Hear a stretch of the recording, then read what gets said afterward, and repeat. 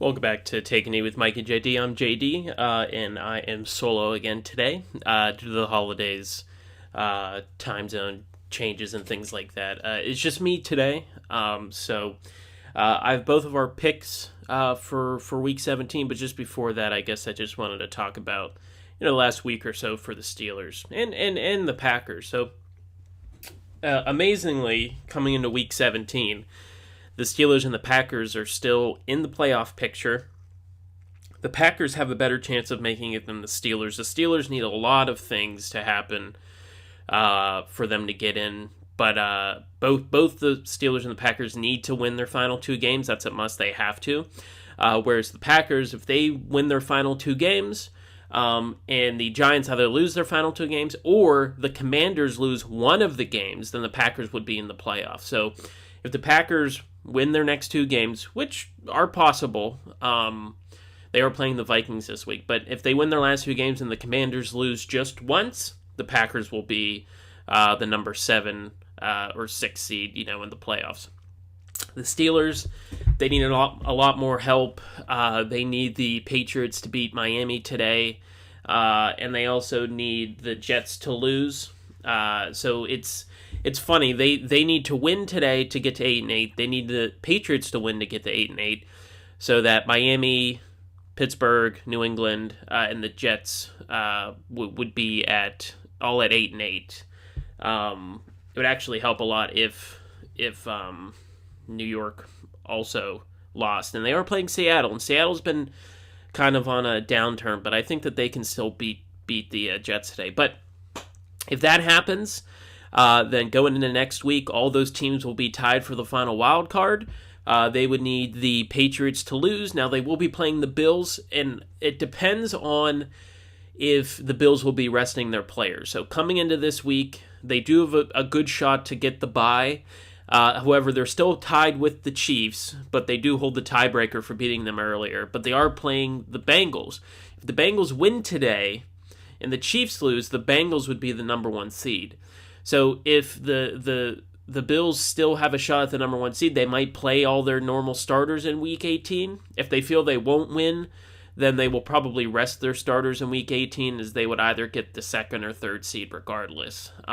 They can't fall any further than 3rd. But so it is a better chance for the Packers to get in than the Steelers. But it's crazy to me. We were sitting back at 5-8, both of us. We were saying, Jordan Love needs to start. The Steelers, they need to probably stop starting Kenny Pickett later in the season just because he's gotten hurt, so it might not be a good thing. But here we are, 7-8. The Steelers should honestly have a better record. They've played. They lost the game to the Jets. They should have scored more against the Patriots to win. Really, the Steelers only kind of got beaten up when they played the Bills and the Eagles. So they're obviously not anywhere near those teams as far as competitiveness right now. But especially since their bye week in Week 9, the Steelers have only given up more than 17 points once, and that was to the Bengals. They gave up 37, but the Steelers also scored 30. And they could have won that game also. They were leading at halftime. The offense, unfortunately, went cold. So they lost by a touchdown in that game. But the other games, New Orleans only 10 points, Indianapolis 17, Atlanta 16, Baltimore 16, a game they also should have won. Chris Boswell missed a couple of field goals. The Panthers 16, and the Raiders 10. So we're looking at it, and yes, a lot of those teams are bad, especially, Las Vegas, and Carolina is bad, but they also still have a shot at their division too, being 6-9. But the defense has definitely played a lot better since the bye week. They went into that bye just giving up 35 to Philadelphia, took a bye, and then what you like to see with the Steelers is what's always kind of been the knock on them during the Mike Tomlin era, and going back to Bill Cowher. This is something really the last 30 or so years. They always seem to play down to their competition. And what I liked about since Week 9, their bye week, starting in Week 10, when they play bad teams, they're not giving up 20-plus points. They're all, like I said, 10 points, 17, 16, 16, 16, 10. When your defense only gives up an average of, say, 15 points, you should win those games. So you see the offense is slowly starting to progress. Kenny Pickett has looked great in every game since the bye week. So since they played New Orleans, he has looked better and better and better and better each game. He unfortunately couldn't play in that Baltimore game, which also helped them lose that, as Mitch Trubisky threw 3 red zone interceptions, which really killed them. Chris Boswell missed a field goal. So it's... Regardless, if you're watching Kenny Pickett, he's only thrown 1 interception since the bye, and it was a bad interception. A few of his interceptions have been drops or tips by his wide receivers that should have been caught. He's also had a couple Hail Mary interceptions. His worst game was definitely in Miami when he threw 3 interceptions, really bad interceptions. And what I like about that is he definitely learned from that. So he's not throwing, he's not getting 2 touchdowns a game, but what you'd like to see with Kenny is that he will move out of the pocket. He obviously has to, because the blind side, left side of his line is not very strong. But he always is looking downfield. He's not this guy who, once the pocket collapses, he's going to run. He seems more like Big Ben earlier in his career, where Ben was always, backyard football. If, he holds the ball, he can run around and make something happen. Kenny is now starting to do that. You look at that last drive against the Raiders last week. He flushed out of the pocket, but he always looked downfield, and he found Freiermuth for about a 15, 20-yard gain. And so that's what you like to see. Now, in the Jets game, in his first action this year, he threw that bad interception, which still should have been caught, but still, he threw a bad interception because he was trying to make something happen when there was nothing there. He should have thrown it away with it in that game. And what you see with him doing now is he's not afraid to throw away a ball. He's not trying to force things, which is why his interceptions have cut down drastically. But I feel confident in him more and more each game. He continues to get better. My issue with them drafting him in the first round wasn't so much a knock on Kenny Pickett. I just thought that there were better players in the need available. But I feel like they took him in the first round because they wanted to have that extra year for first round picks. You have that 5th-year option. I really thought Pickett was going to sit all this year. That's why they drafted him in the first round, so they would have 4 years after his first year instead of 3. But they put him in after Trubisky struggled, and like I said, since that bye, he's been a very good starter. He brought them back against Indianapolis. He held a lead against Atlanta. He unfortunately got hurt like the first play of the game in against Baltimore. He couldn't play against the Panthers, but he came back against Las Vegas last week, and it was a slow start, but he drove them down the field. And what I don't think people give him enough credit is that throw to George Pickens in the end zone, that touchdown, that is a difficult throw to make, and he did it perfect.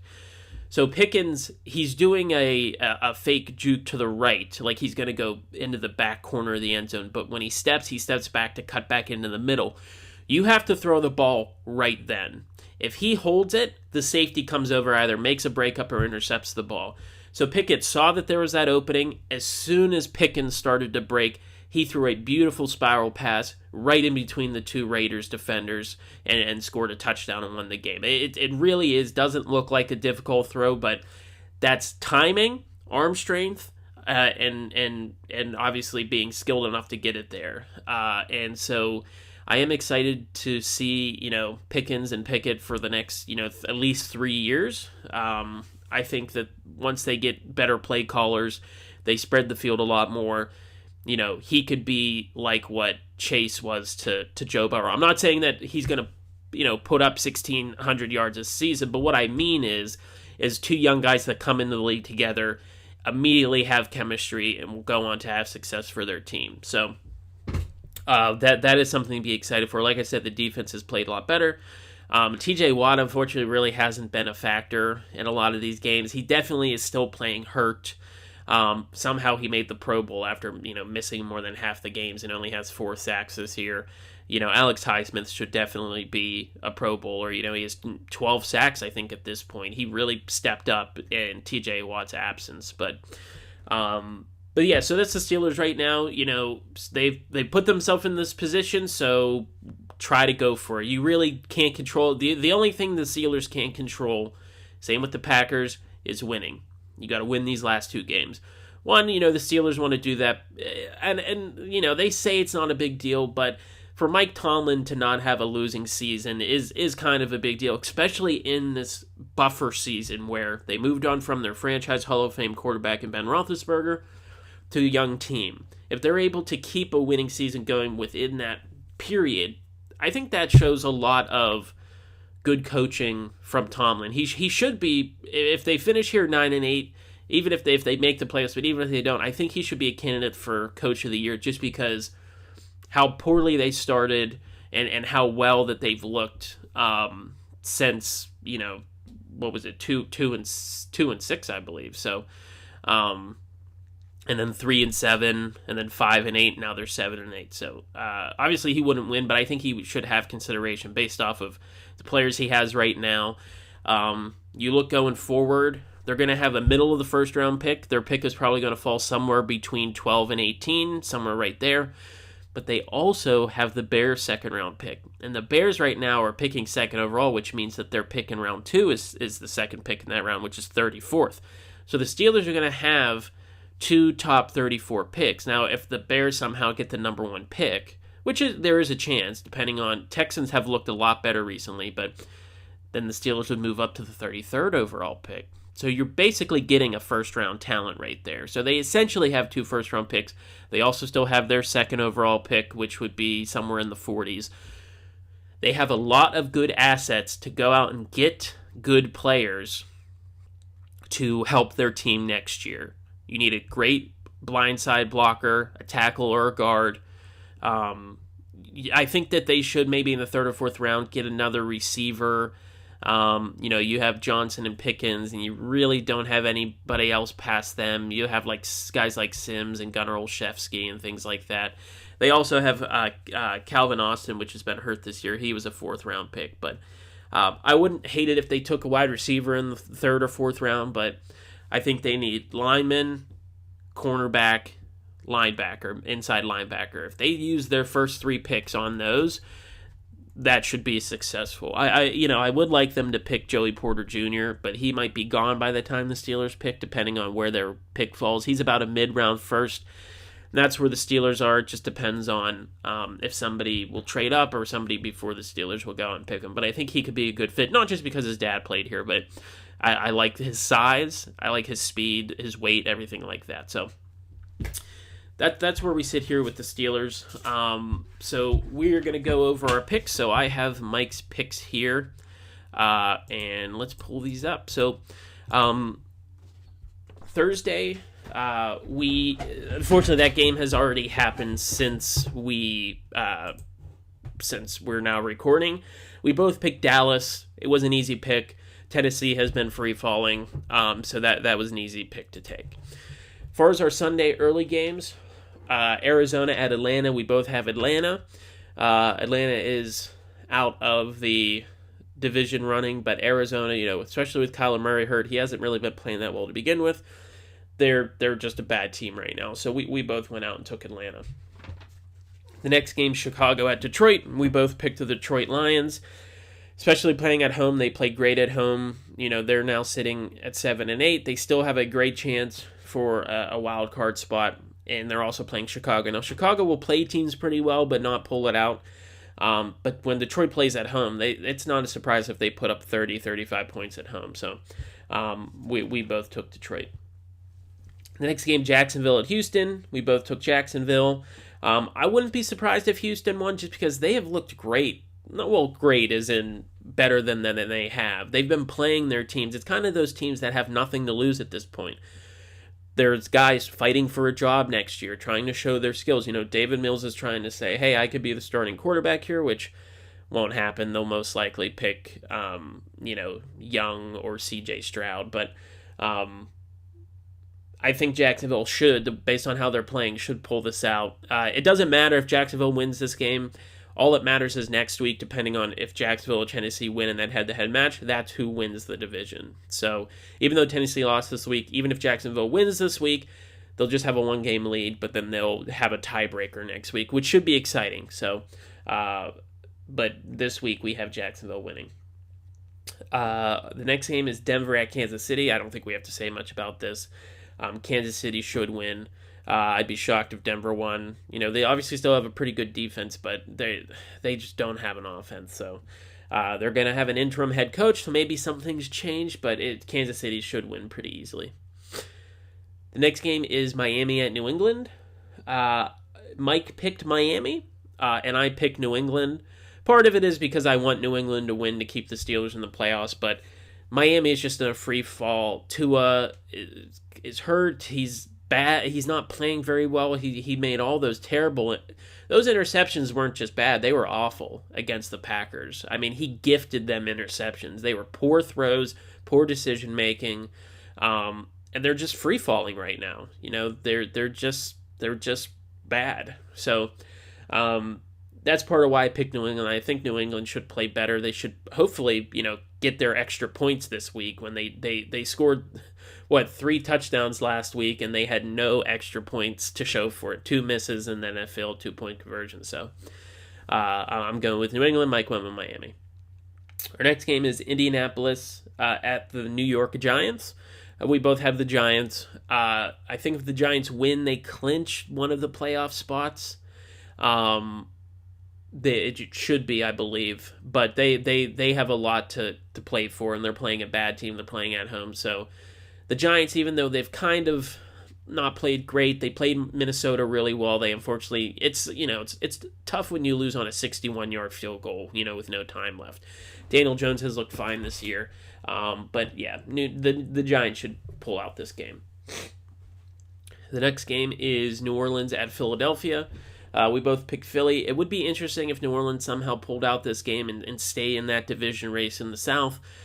Philadelphia is just too good. They haven't played great, as well as they had in the beginning of the year, but they still are playing for that first round bye. I believe if they win today, they will secure it. And it also depends on what Minnesota does. But Philadelphia should win pretty easily. I don't think it should be a competitive game, but it wouldn't shock me based on how New Orleans has been playing. Our next game is Carolina at Tampa Bay.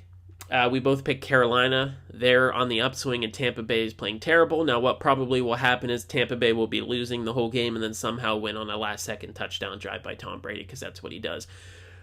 I think Carolina can win, and I think it would be interesting if they did. One, that would clinch that division will have a losing record, whoever wins it, but also it would mean that next week is a huge matchup for that division. Carolina will, spring themselves back up into first place if they win today. So they have a lot to play for, and they should play pretty well. But Tampa has just looked awful. You look at, was it Aaron's leaving? Bruce Aaron's leaving? Who knows? But Tampa's on the downswing right now. So both of us, Carolina. And our last early game is Cleveland at Washington. Mike has picked Cleveland to win, and I picked Washington. I'm sure some of it for him is that, he wants Cleveland to win because they need Washington to lose one of these games to make it into the playoffs. But Deshaun Watson has looked awful. I mean, he has done nothing for his team. Not at all. I mean, the wins that they do have with him as starting quarterback, like against Houston, he did nothing. It was all special teams and defense.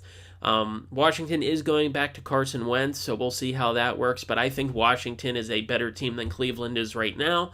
So I think Washington should be able to pull this one out. So Washington for me and Cleveland for Mike. Our late games, or our mid-afternoon games to late games, we have San Francisco at Las Vegas. Not a lot of, things to discuss here. We both have San Francisco. Even with Brock Purdy, he's obviously playing very well. Las Vegas is sitting Derek Carr, and not that I think he's a great quarterback, but I think he's better than Jarrett Stidham. So I think San Fran should be able to win this pretty handily. Our next game is the New York Jets at the Seattle Seahawks. We both picked Seattle. New York is falling, even though Mike White will be back. Seattle has a lot to play for. They still can get into the playoffs. They've obviously played bad the last few weeks. Geno Smith has been throwing interceptions, but I think he still wants to show that earlier in the year wasn't a fluke, and they obviously want to get into the playoffs. I also think to sort of shove it to Russ, so We both have Seattle. Our next game is the Minnesota Vikings at the Green Bay Packers. We both picked Green Bay. I just feel the way Green Bay's playing right now, they have a lot of momentum. Minnesota has the worst defense, really, in the league right now. So to be a top team and have that defense is bad. They're playing in Green Bay. I think this should be a good game. I think this will probably be a 31-28 game, 35-32, something like that. But I'm excited to watch this game because it should be a good one. But we both have Green Bay winning this one. Our next game is Los Angeles versus Los Angeles. So the Rams are the visiting team and the Chargers are the home team, even though they share the same stadium. We both have the Chargers. The Chargers, they don't have a ton to play for, only in the sense that, they're not going to win their division. They're going to either be, they could leapfrog the Ravens. If they do that, then they're going to play whoever the AFC South division winner is if they get the 5th seed, which you might want because even though Jacksonville is playing well, you still will be playing a team that's either 8-9 or 9-8. So the Chargers should still come out and try to win so that they can either tie or leapfrog Baltimore. So we both have the Chargers winning. This game's been flexed to Sunday night. It's the Pittsburgh Steelers at Baltimore Ravens. We both picked Pittsburgh with Kenny Pickett starting and playing the whole game. Hopefully he won't get slammed to the ground again. Minus those few interceptions that Trubisky had, the Steelers had a very good shot to win that game. So if Pickett stays healthy, Lamar Jackson, I don't believe, is back still. The Steelers defense is playing well. Kenny Pickett's playing well. They should hopefully, pull this game out and keep their playoff hopes alive, and we'll be 8-8.